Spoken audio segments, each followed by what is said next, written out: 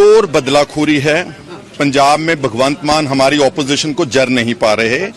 एक तरफ केजरीवाल और भगवंत मान इंडिया अलायंस के अंदर घुसने के लिए हमारी दिल्ली की लीडरशिप के ऊपर बहुत दबाव डालते हैं और यहां पंजाब में कांग्रेस को मार्जिनलाइज करने के लिए, आवाज बंद करने के लिए ऐसी गंदी हरकत की है आज।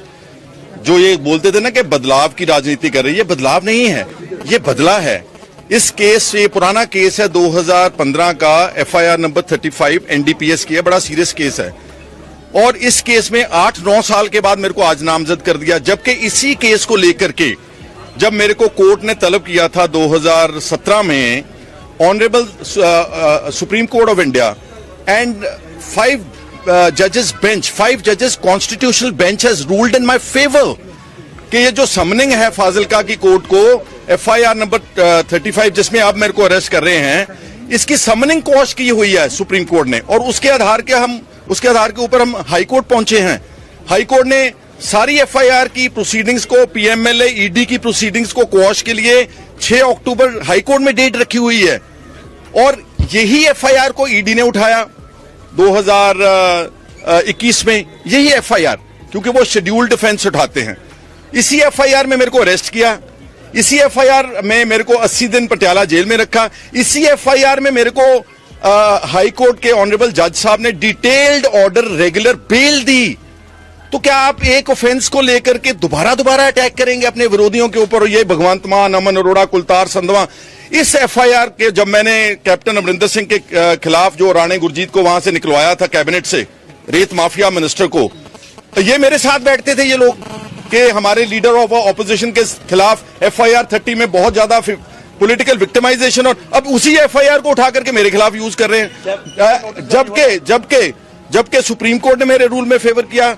ईडी के केस में मेरे को रेगुलर बेल मिली है। ये तो भगवंत मान जैसे खून का प्यासा है। And let me tell you are the responsible media here, I will not be surprised if he gets me physically eliminated also. I am fully, let me tell you, because जिस तरह का ये खून का प्यासा हो गया झूठे केसों के ऊपर दोबारा, ये चौथा केस है मेरे खिलाफ भगवंत मान की तरफ से। पहले 3 एफआईआर की मेरी बहन तक उनके खिलाफ, उनको लेडीज को भी नहीं छोड़ा। अब ये चौथी एफआईआर करके, तो जो आदमी इतनी ज्यादा नफरत रखता है वो तो आपको फिजिकली भी एलिमिनेट करा सकते हैं। ये पुलिस उनकी है। अगर मेरे घर में without warrant, without any FIR, without informing Chandigarh police घुस सकते हैं सुबह 6 बजे। I am in their custody now. और जेलों में तो गैंगस्टर्स बैठे हैं। जिस भी जेल में मेरे को भेजेंगे वहां तो गैंगस्टर्स हैं और गैंगस्टर्स इनके साथ हैं।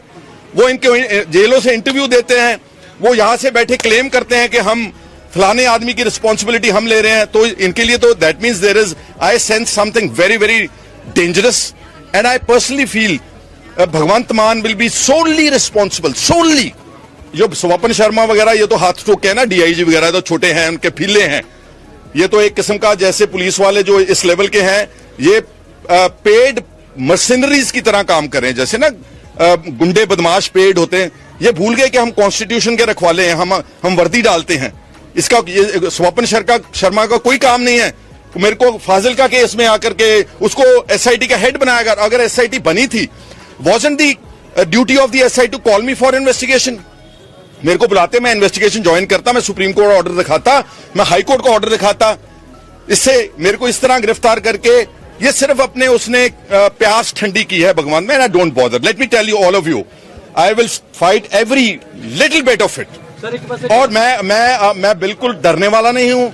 और मैं आपको बताना चाहता, आपके जरिए दुनिया को, घबराना नहीं है। अल्टीमेटली ट्रूथ विल प्रिवेल, सच की जीत 100% होगी।